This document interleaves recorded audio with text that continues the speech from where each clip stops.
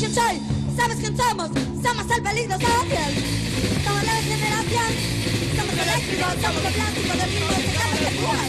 No nos importa la gente, ya nos importa la gente. Somos eléctricos, somos de plástico, del mismo dejamos de jugar. Somos el peligro social, somos el peligro social. Somos el peligro social. Somos el peligro social. Somos el peligro social. No, somos el peligro social. Somos la generación. Somos eléctricos, somos de plástico, del mismo dejamos de jugar. Ya nos importa la gente, ya nos importa la gente. Somos eléctricos, somos de plástico, del mismo dejamos de jugar. Somos el peligro social. Somos el peligro social. Somos el peligro social. Somos el peligro social. Somos el peligro social. Peligro social. Barcelona es en ese momento una especie de cazuela de olla en ebullición, ¿no? Porque hay muchísimas cosas que nos influyen. Viene gente en la escena punk, hay rock and roll, hay punk, hay anarquismo, hay tensión social, hay ocupación, hay antimilitarismo, hay ateneos, hay CNT, hay de todo, ¿no? Entonces, fruto de eso, hay una inquietud impresionante a nivel cultural. Hay Radio Pica, se me olvidaba, importante, yo pienso que fue un punto muy importante a nivel de agitación cultural, ¿no? En ese momento, ¿no? O sea, puso en contacto a mucha gente que no tenía nada que ver entre sí y a otra gente que sí tenía que ver, ¿no? Entonces fue genial. Yo tengo una cosa muy clara, ¿no? Esa época en Barcelona era un boom total de ideas, de nuevas cosas, no sé, un movimiento súper fresco, de gente a nivel musical, a nivel artístico, no sé, era un movimiento muy creativo, ¿no? Muy fresco, ¿no? Yo creo que es un periodo muy importante en Barcelona, era un periodo de cambio político, éramos todos muy jóvenes, pero no sé, yo creo que el hecho ese de ser todo nuevo y todo tal nos motivaba mogollón y claro, no teníamos tampoco unos esquemas claros ni unos patrones, ¿no? Nos sonaba mucho, nos apoyábamos mucho, pues cuando empezábamos a ocupar casas y hacer cosas de casas ocupadas y cosas alternativas, nos apoyábamos mucho en lo que nos venía de fuera, ¿no? Como dicen en las malas lenguas, Cornellá son 3 bandas, la banda Trapera del Río, Monstruación y Estopa.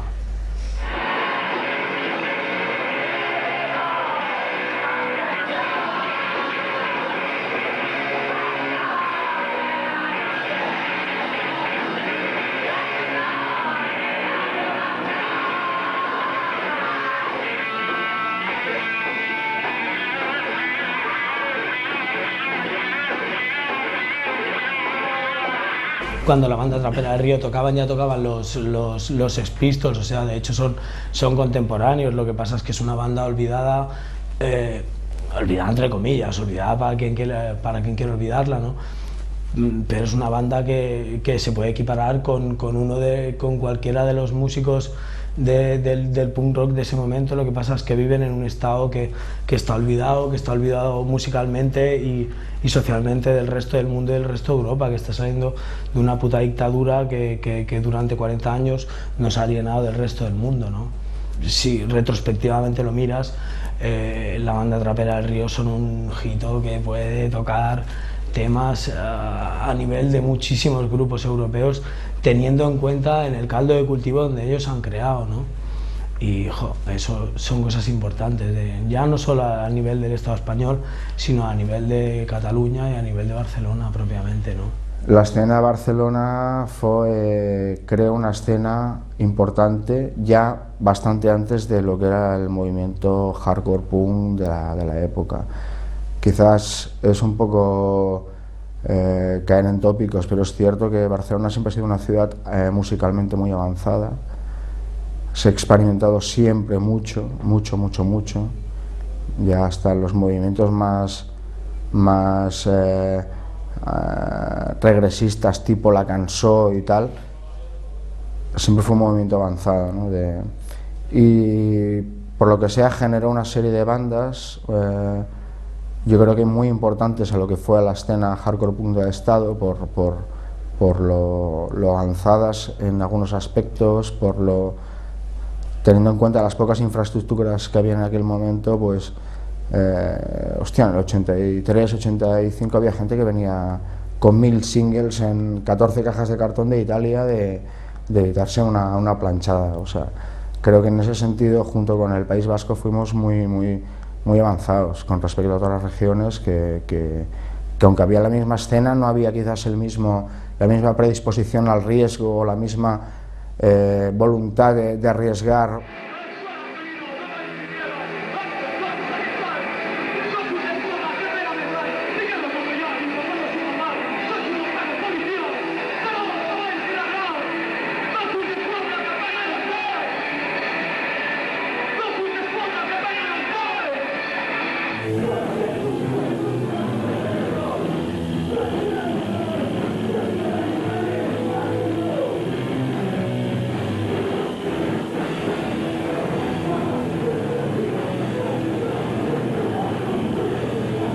Hombre, Barcelona habría que marcar una época, y yo creo que, por ejemplo, podría ser desde 83, 84 más o menos hasta el año 90, 91, más no, y ahí ha habido pues todo tipo de bandas. Hombre, han habido muy buenos momentos, conciertos de estos grandes, por ejemplo, Nicaragua Rock, que te van 4000 personas, dices, coño, ¿dónde están toda esta gente en conciertos de bandas locales y cosas así, ¿no? O conciertos de Lodi con mucha gente, conciertos de Menstruación, conciertos de... Es que ya te digo, las bandas igual que más marcado no han llevado mucha gente, ¿no? Último Resorte, GRB, por ejemplo, Juanito antes comentaba de que habían tocado muy pocas veces, pero bueno, joder, las pocas veces que tocaron, junto con Negaciones, con Impact, con buenas bandas de la escena hardcore europea, ¿no? No sé, para mí han sido momentos inolvidables. Es que hablando de hardcore también igual pegamos un poco de narcisistas, pero yo creo que la mejor escena ha estado aquí. Entonces, pues claro, aquí era, pues por ejemplo, Lodi Social. Esto es sabotaje, puro y duro, ¿eh? Estos eran los colegas de los que se hablaba antes.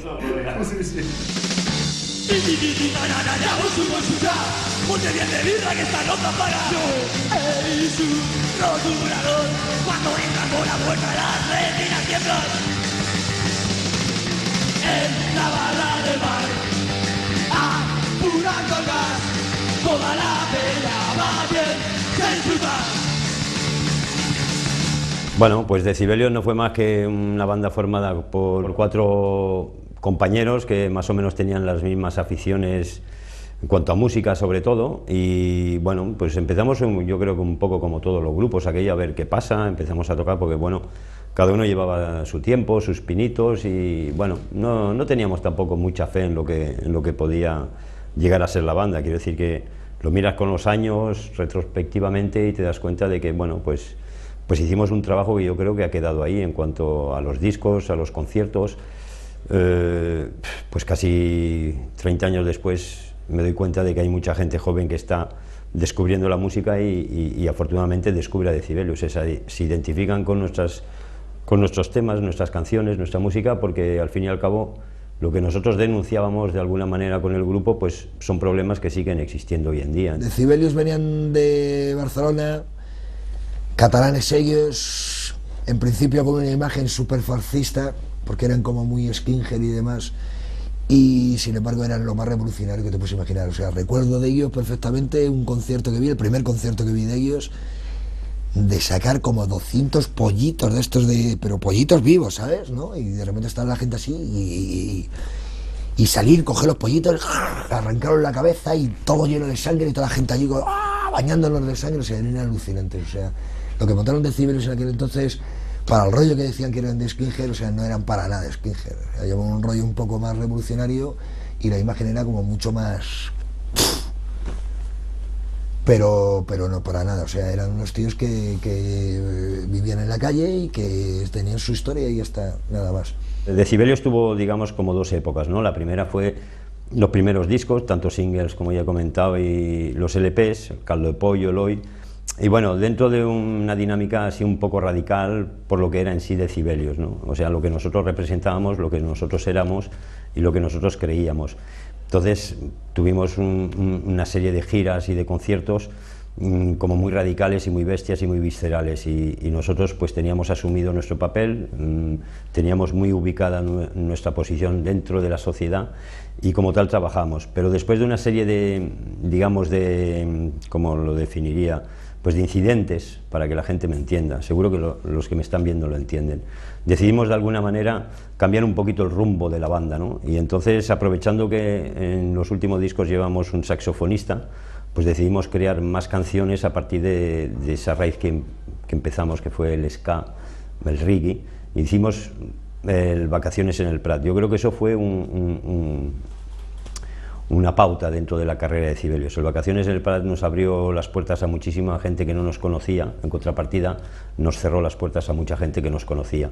Decibelios se disolvió en 1990 y ahí quedó pues toda la historia del grupo. Anécdotas hay miles, discos no hay miles, hay 5, pero pienso que el legado de Decibelios de alguna manera ha influido en generaciones posteriores que han salido. Como he comentado antes, gente joven que hoy en día se inicia en la música y parece mentira que lo primero que escuchen y con lo que realmente se identifican sea Decibelios. Y para ellos va de Decibelios nuestro legado. Gracias. Bueno, analizar hoy en día aquellos años es complicado, porque han pasado muchos años. Estamos hablando del 80-86, estamos en 2006. O sea, para mí la buena época fue del 80-86. Y estamos hablando de 20 años. Hoy en día ver aquello con los ojos de hoy en día es complicado. O sea, yo tengo muy buenos recuerdos de aquella época. Nosotros viajábamos mucho a Madrid, viajábamos mucho al País Vasco, y entonces verlo hoy en día, analizar aquello es complicado, porque parece como una cosa como perdida en el tiempo, ¿no? Pero yo recuerdo una época como muy creativa, ocurrían cosas que no ocurren hoy en día. La gente acudía mucho a los conciertos, habían conciertos en todas las salas, en todos los locales, ya fuera en Barcelona, en Madrid, en Bilbao, en San Sebastián. Bueno, me acuerdo del País Vasco, en Rentería, en Ermua, cualquier frontón se adaptaba para hacer conciertos. Pienso que se ha perdido un poquito la esencia esta del directo, ¿no? O sea, quizá todo ya esté como muy enlatado, todo muy plastificado. ¿Sabes quién eres? ¿Sabes quién soy? ¿Sabes quién somos? Somos el peligro serio. Somos la nación.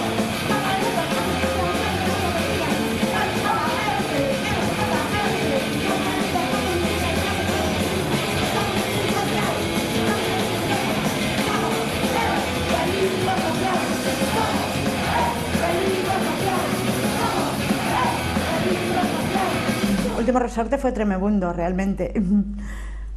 Yo no lo pasé nada bien, lo pasé fatal todo el rato, no hubo día divertido para Último Resorte. Todos lo pasamos mal, desde el Estron al Juanito, a todos lo pasamos fatal. Los músicos que fueron pasando alternativamente se iban porque estaban llenos de tensión, llenos de histeria, principalmente porque éramos un grupo que, como nos salíamos de todo lo que hasta entonces estaba establecido aquí en Barcelona, pues digamos que éramos un poquito rechazados por sobresalir, ¿no? Todo surgía de un viaje a Londres que hice en el 77 y que yo vi ahí grupos que sin ser músicos se sacaban la música de los cojones y tocaban y lo hacían de puta madre, y aquello era divertidísimo y la gente pues se entregaba y se lo pasaba de puta madre, se escupían y se daban empujones y saltaban y todo era increíble. Para mí fue una experiencia inolvidable. Canciones de 3 minutos, súper rápidas, con estribillos muy determinados, ¿no? muy indicativos. Entonces, pues claro, era una música que bueno, yo no me lo podía creer y lo quería trasladar aquí a Barcelona. El Último Resorte yo no pienso que sea hardcore, era punk.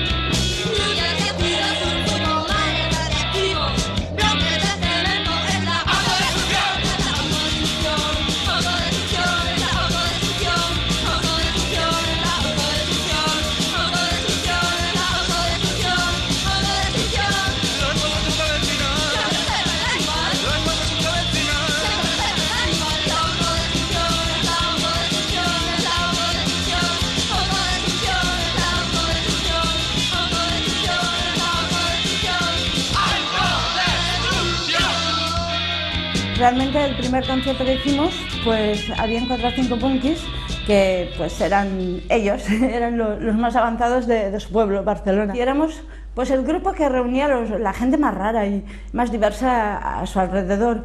Tal vez no nos querían, pero a nuestros conciertos no faltaban. Hombre, a mí pues probablemente el primero que me impactó fue Último Resorte, cuando pues todavía aquí casi no existía el punk ni nada, ¿no? Pues en Barcelona ya había un montón de movimiento por ahí y me gustaba mucho el Último Resorte. Luego posteriormente pues los conocí y tal, ¿no? Pero me parecía un grupo pues muy rompedor, con letras muy fuertes. Claro, en ese tiempo aquí casi no había nada, ¿no? Por ejemplo, Cangrena nos cedieron su local durante un tiempo que nos quedamos nosotros sin local. Siempre estábamos metidos en su local, tomando drogas, tomando cosas diversas y tocando, y buen rollo con Cangrena, fue excelente. Tocamos alguna vez con ellos, hasta incluso cuando tocamos en el Celeste con los Million Dead Cops, pues eso, tocamos con Cangrena. Nos íbamos de vacaciones a Barcelona porque conocimos mucha gente en Barcelona, de Decibelios, Último Resorte, Cangrena, y claro, luego ya nos tiramos allá días, pero ya en plan vacaciones, aparte de tocar, y claro, hicimos mucha relación con esos grupos. La relación era muy personal también, sí, vamos, y ellos venían a nuestras casas, nosotros íbamos a sus casas, y hubo una relación muy buena durante unos años con la gente de Cataluña.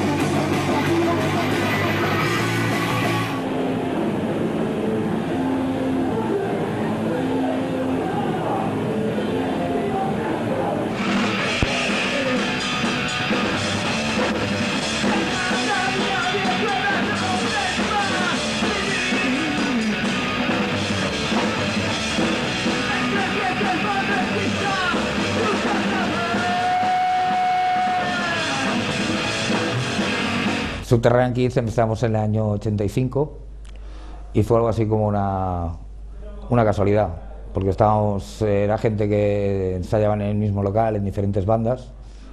Algo que empezó en plan rollo para divertirnos un rato, pues empezó a convertir en algo serio. Bueno, serio, más que serio es que veíamos que sacábamos canciones y que hacíamos algo, y al cabo de un mes y medio pues empezamos o al cabo de 2 meses ya teníamos 19 temas o algo así. Grabamos una maqueta y ahí empezó la tontería. Una tontería que en el fondo pues duró 15 años. Subterránea ensayamos en un local bajo tierra, que de ahí viene el nombre de Subterranean Kids, porque en esa época Boliche y yo pues trabajábamos repartiendo propaganda en el metro, sí, que nos tirábamos todo el día bajo tierra y después salíamos de currar y nos íbamos al subterráneo, que era el local de ensayo Subterranean Kids, que era también un sótano. Y es decir, que estábamos pues como 15 o 16 horas al día bajo tierra, y de ahí salió el nombre. Es decir, que en plan cachondeo, en plan, somos Subterranean Kids. Pues en aquella época era difícil tocar. Lo que pasa es que tocamos en bares pequeños, en spots o casas ocupadas. Llegamos a... Bueno, también nosotros tocamos en el Celeste antiguo, que estaba en la calle Platería. También debido a que mi hermana llevaba la programación. Mi hermana, aparte de llevar la programación, era de las primeras personas que empezó a traer discos de importación, que solo se vendían en Discos Castelló, que era una única tienda de discos que había en Barcelona en ese momento, y que podías encontrar algo de música de importación, y tenía una tienda pirata donde todos los componentes de estos grupos que empezaban, como bueno, o que ya estaban.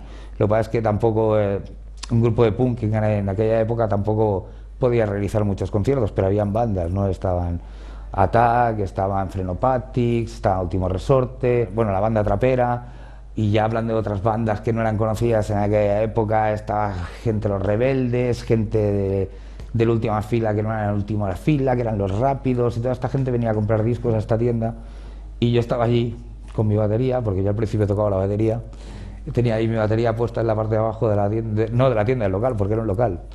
Y venía toda esta gente y yo tocaba la batería y no sé qué, empecé a conocer gente y bueno, y la música esta que traía mi hermana desde Londres o Ámsterdam, no sé, traía cosas que aquí no se habían escuchado, ¿no? Bad Brains, Dead Kennedys, cosas que eran totalmente novedades y es algo que yo mamé desde pequeñito. La verdad es que la historia esta de tocar y empezar a tocar y movernos por lo que era la península y después de hacer las giras europeas que hicimos, Los Subterránean fue un poco así extraño, ¿no? Bueno, extraño era el rollo de tener contactos y generalmente lo que es en el País Vasco es donde más se nos llegó a conocer. Y supongo que sería por los contactos que teníamos con gente de San Sebastián, con Javi, con gente de los BAP, en Andoain. En Andoain siempre yo me acuerdo de Andoain, siempre éramos súper bien recibidos y los llenazos de ayer eran increíbles y los conciertos eran de los mejores que hemos hecho. Y luego Los Subterráneos, pues bueno, lo que nos unía es una grandísima amistad, porque ellos, cuando llegaran musicalmente, no creo que nos influenciaran. Bueno, sé que Mikel, por ejemplo, nuestro batería, es capaz de tocar uno de los discos de memoria tocando la batería. Ya te digo yo, pero global, o sea, Orokorrean en general pues tampoco nos influenciaron musicalmente, yo creo. Y conciertos hicimos unos cuantos. Bueno, hubo una época que venían ellos aquí a tocar y compartíamos, como en la Sala Venecia, así que hubo unos conciertos y a la vez nosotros fuimos allí para hacer un par de conciertos con ellos y...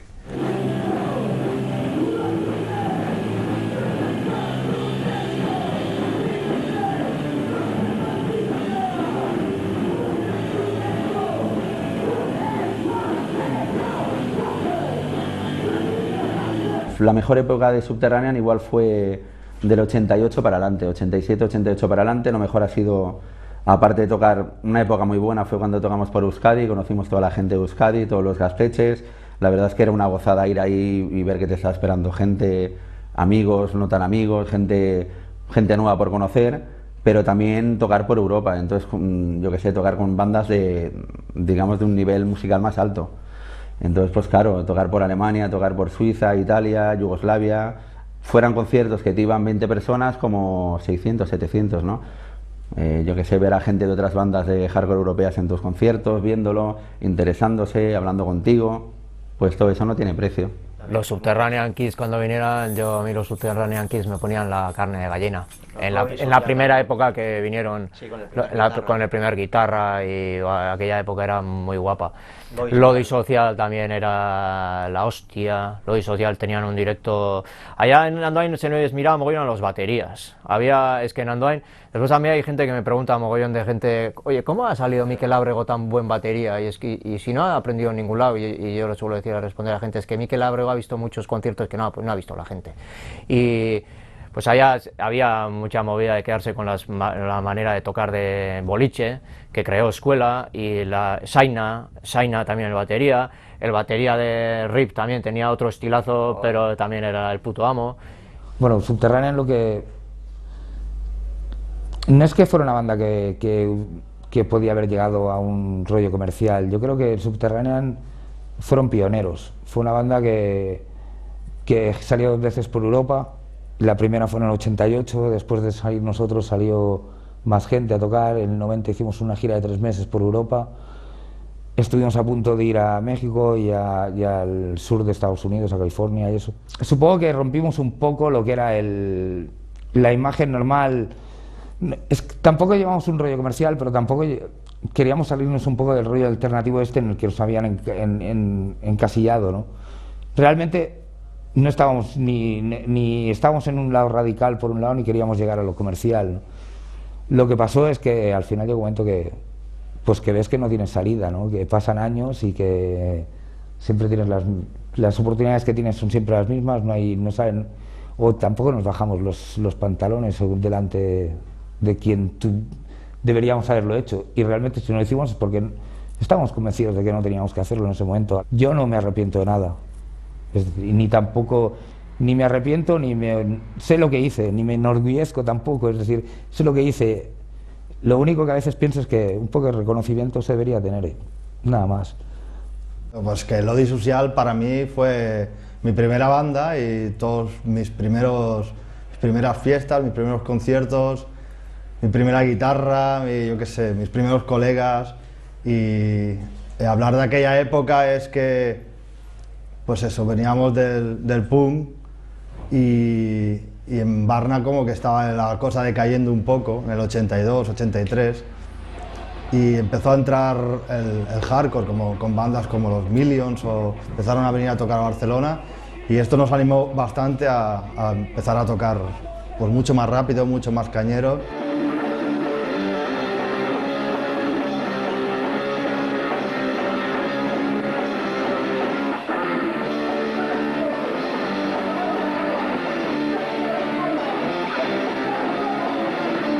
Para empezar, la primera banda que cantaba en catalán, así tocando punk, de las primeras bandas, ¿vale? Porque Subterránea, pues, castellano, inglés, y GRB en castellano, y luego, pues eso, en aquella época supuso, yo qué sé, que estamos en todos los carteles, estamos en todos lados, éramos una buena alternativa, éramos súper jóvenes, súper, bueno, pues muy movidos, y estamos en todos lados, estamos todos los días haciendo cosas. En los 4 o 5 primeros años que hubo un empuje bastante fuerte y pudimos hacer cantidad de movidas. Luego ya se empezó todo a ralentizar, pues por lo típico, yo qué sé, la gente se va haciendo más mayor y cada uno va teniendo sus rollos y tal. Y bueno, es ley de vida, creo yo, tampoco puedes estar a tope 10 o 12 años. Yo creo que los 5 o 6 primeros años fueron increíbles.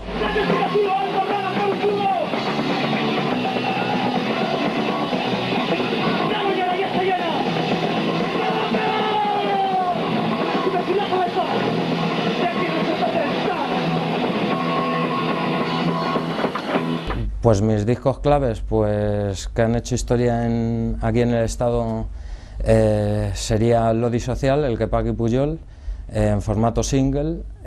Seguimos con GRB, el primer single que también sacaron, y el Cuentos y Leyendas, el LP. Me quedo también con Subterranean Kiss, Los Ojos de la Víctima. Antidogmatics empezaron hacia el año 83, un grupo que formó a Ferran, que ya nos dejó hace unos años, unos 10 años, y bueno, él había estado antes en el grupo de Epidemia, y a partir de ahí pues se hizo Antidogmatics. Antidogmatics era un grupo un poco... Nos relacionamos con los otros grupos de allí, pero también llevábamos nuestra filosofía, ¿no? Queríamos controlar mucho lo que sacábamos. Todo lo que había... La primera maqueta pues la distribuimos toda nosotros. Y hubo una oferta desde Alemania para sacar lo que fue la primera maqueta de Antidogmatics junto con la primera maqueta de HHH. Fue algo que nunca se hizo, más que nada porque hubo discusiones dentro del grupo en cuanto a si perderíamos el control de la distribución y por qué canales se movía y tal. Y bueno, acabó saliendo el primer single de HHH y nada, pues todo lo que sacamos fue bastante controlado por el grupo, ¿no? La primera maqueta que grabamos fue en el local de Cangrena, en Masnou, en el año 83 y así.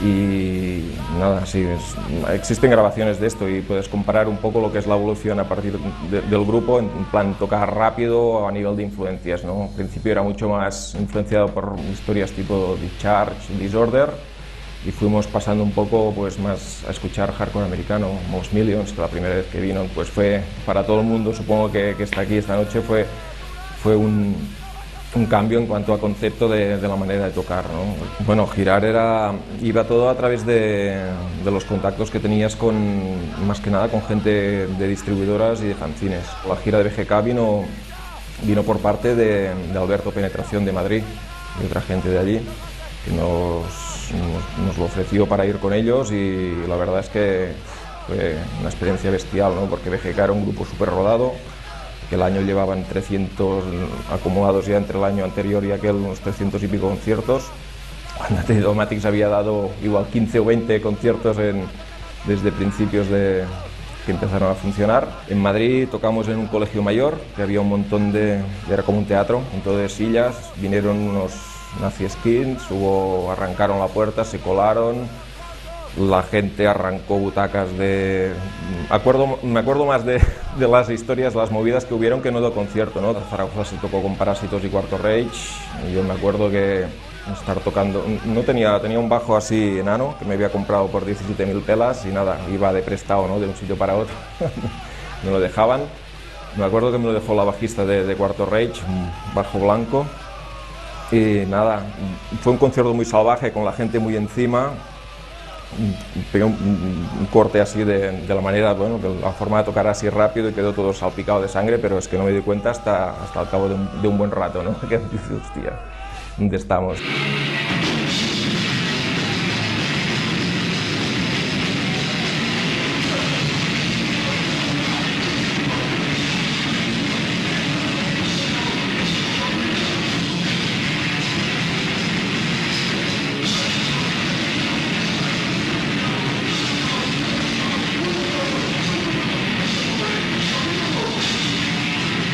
No, pues GRB se formó, el batería y yo veníamos de Último Resorte y queríamos hacer algo más fuerte, ¿no?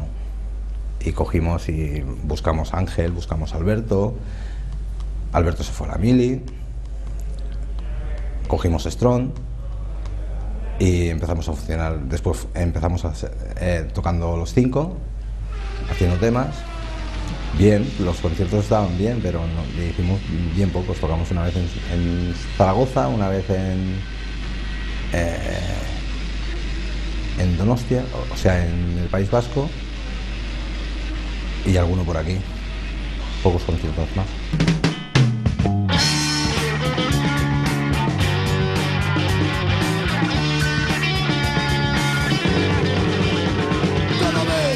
Estoy más contento de estar rodeado de seres tan perfectos.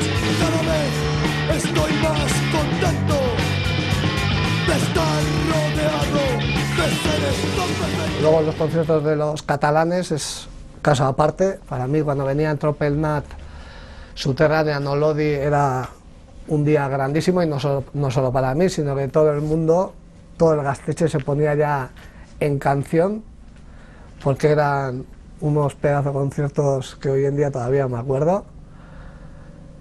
Faltaba GRB por tocar en el Gaztetxe, nos hubiese gustado mucho, pero bueno, todavía no teníamos Gaztetxe, entonces nos quedamos solo con las maquetas que tenían y los discos.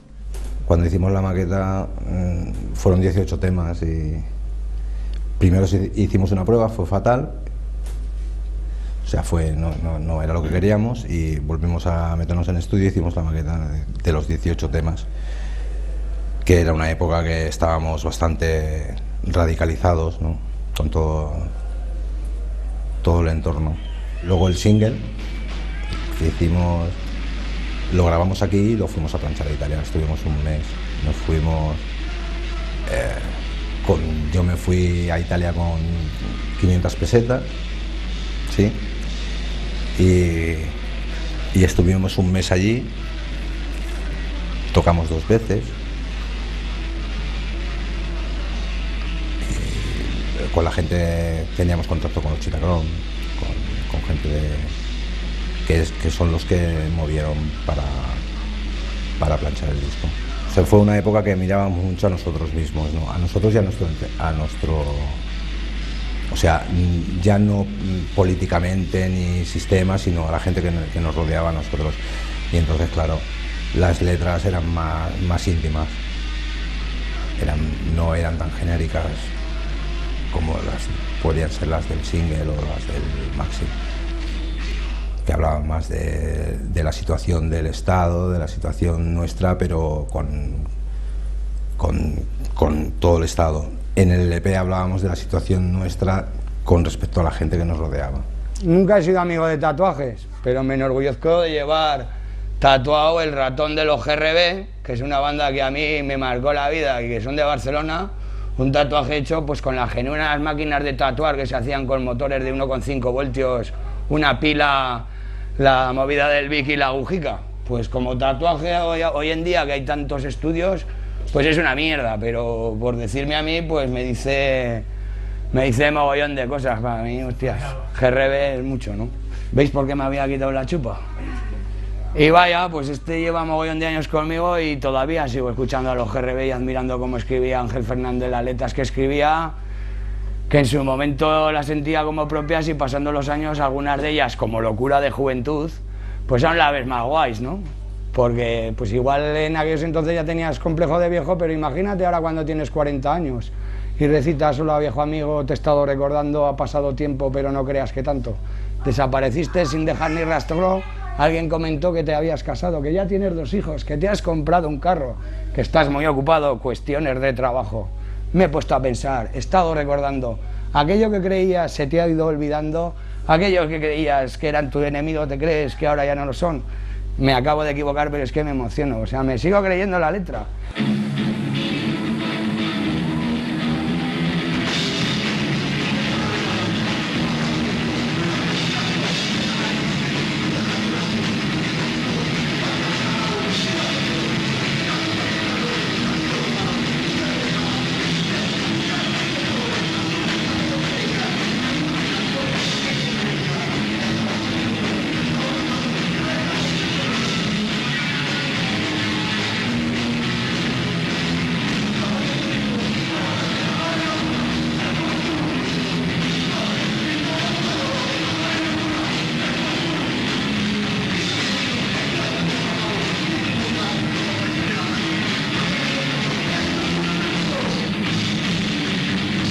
Todo lo que hacíamos lo hacíamos juntos y sí, mucha gente, o sea, mucha gente en la calle, quiero decir, que se vivía mucho en la calle.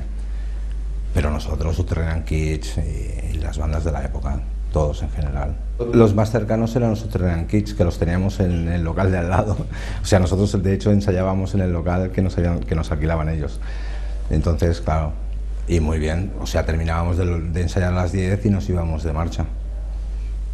Nos íbamos de marcha al puerto, nos íbamos de marcha... Bueno, sinceramente de GRB no recuerdo muchas anécdotas de conciertos y eso. No, la más fuerte que tengo es la del accidente. Es la anécdota que recuerdo más. Eso fue un concierto en Tolosa y viniendo del concierto nos estrellamos. Ya después de eso ya no, el grupo terminó, o sea, se separó.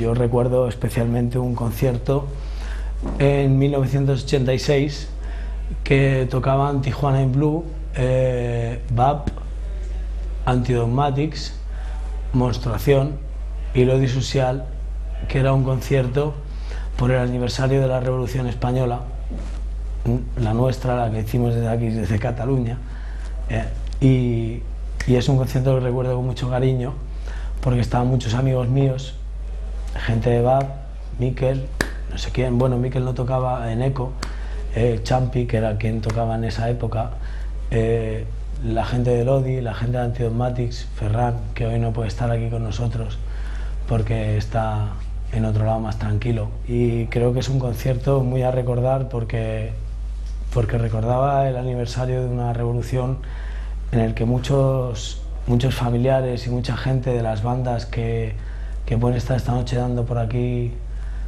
el piazo, ¿no? Pues tienen familiares involucrados y sentimientos involucrados y años de cárceles involucrados, ¿no? Y por todos los que no están aquí hoy, la lucha continúa. De todas maneras me viene a mí a la cabeza un refrán que hacía yo cuando iba borracho, ¿no? De 3 cosas hay en el mundo que brillan más que el sol: Corazón del Sapo, Chayac y la Monstruación, porque de la escuela catalana pues también Monstruación, Subterranean, son todos, pues es que lo que hablamos, son todos espejos de lo mismo en un momento y grandísimas bandas.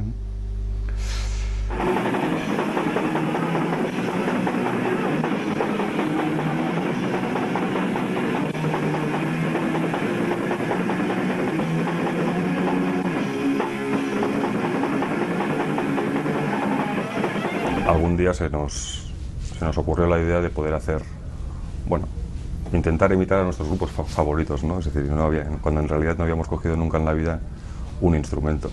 Es decir, pero bueno, teníamos una guitarra de 50 euros, teníamos botes de membrillo de puente genil metálicos, teníamos palos de escoba y teníamos un sótano. Y es a partir de aquí, es decir, que nos juntamos para empezar a hacer ruido, sin amplificadores ni nada, es decir, teníamos un tocadiscos que servía para amplificar la guitarra, nos dedicábamos a robar de las cabinas telefónicas, bueno, los auriculares para, bueno, luego con una manguera y un cable poder hacer un micro y gritar un poco. Y así es un poco como surgió de esa manera tan primitiva, ¿no? La idea de matar el tiempo un poco en un sitio donde, bueno, donde no pasaba nada. Y la historia de los H dura 9 años, son 9 años de vida y son, creo que 20 y tantos conciertos, es decir, nosotros tocábamos súper poco, para nosotros tocar era ensayar, en realidad, es decir, estar todos los fines de semana posibles que pudiéramos, desplazarme yo desde Barcelona cuando dejé de estudiar y empecé a trabajar y bueno, y ensayar todo lo posible. Nunca supimos tocar nuestros instrumentos, cualquiera que pueda coger una canción de los H la va a tocar muchísimo mejor. Es decir, pero bueno, era una de las cosas que tenía el grupo, ¿no? Es decir, que era muy sincero, era muy honesto, ¿no? Es decir, la primera vez que tocamos fue en el Casal del Guinardó, en Barcelona. Nos ofrecieron la oportunidad de tocar con Friends Modern, que era una banda que nos encantaba, una banda holandesa cojonuda, tocaban de puta madre. Bueno, para nosotros era algo realmente especial, ¿no? Poder estar tocando ahí, y bueno, fue realmente especial. Y en Barcelona creo que pocas veces más tocamos también en el Casal del Buen Pastor, y es el último concierto que hicimos como H. Tocamos con, si no me equivoco, con Sin Dios, no sé decirte. Y ahí en medio, sobre todo, es decir, eran conciertos que nosotros hacíamos en Bañolas, en verano, por los alrededores, sin más grupo que nosotros. Eran como pequeñas fiestas privadas, como pequeños conciertos en la bajera del bar de un colega, pues de Besalú o de Bañolas o de cualquier lado, a excepción de los conciertos que hicimos aquí en Euskadi, que subimos un par de veces. Creo que hicimos una pequeña gira de una semana en el 91 que nos montó Ico, y creo que es la vez que más, en una forma más cercana, hemos estado involucrados en una actividad como grupo fuera de lo que era nuestra rutina como grupo, ¿no? Es decir, la de salir a tocar por ahí, movernos, es decir, bueno, lo que suele hacer cualquier grupo, creo que es la vez que más nos hemos parecido a un grupo en ese sentido, ¿no? Yo siempre he pensado un poco, es decir, que los H es una banda que se le ha dado más importancia de la que a lo mejor en realidad merece, o pensábamos que merecía. Es una banda que se le ha dado más importancia una vez murió que en vida.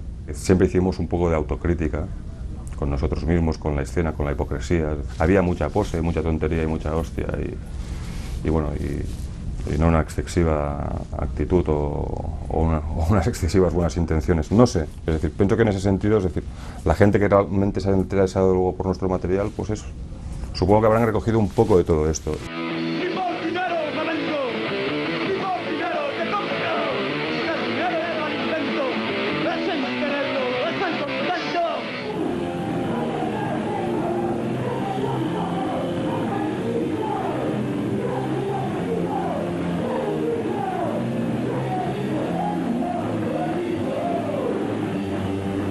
Último Resorte fue el primer trabajo que reeditamos, que recuperamos de la escena de los 80 de Barcelona.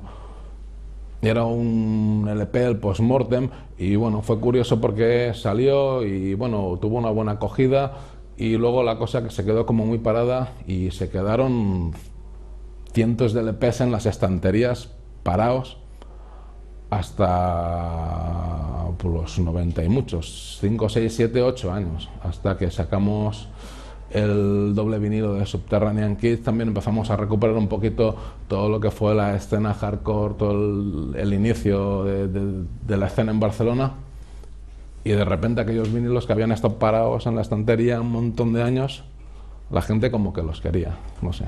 Gangrena fue un single que bueno, que para mí era algo como, bueno, para todos era como muy especial, ¿no?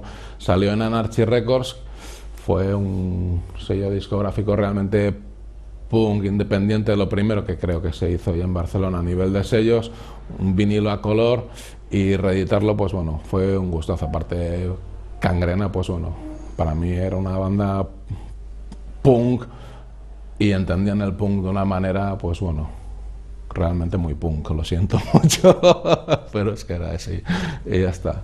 Subterranean, que con ellos empezamos a hacer vinilos muy gruesos y CDs con libretos y un poco explicando por qué pasó aquello y dónde pasó y qué era lo que realmente se quería explicar. Ediciones muy cuidadas, con un fanzine. Era época de fanzines también, los 80, ¿no? El Destruye, el NDF, y un poquito todo aquello era un poco pues volver a mostrar lo que se había hecho en un momento. Antidogmatics, bueno, fue un trabajo también muy especial, porque bueno, ahí estaba Ferran, que era un compañero de la cooperativa, que murió, y también un poquito se empezó recuperando pues todo el tema de los archivos, y para mí era una de las bandas de hardcore de la escena barcelonesa fundamentales. Para mí, bueno, GRB, Antidogmatics, me quedé con ganas de HHH y bueno, y también con ganas de ver el single de GRB, aunque GRB sacaron solo un vinilo, el single, y que quizás sacar en vinilo en LP algo que nunca había sido editado en LP quizás era algo un poco forzado, pero que bueno, que también nos hacía ilusión.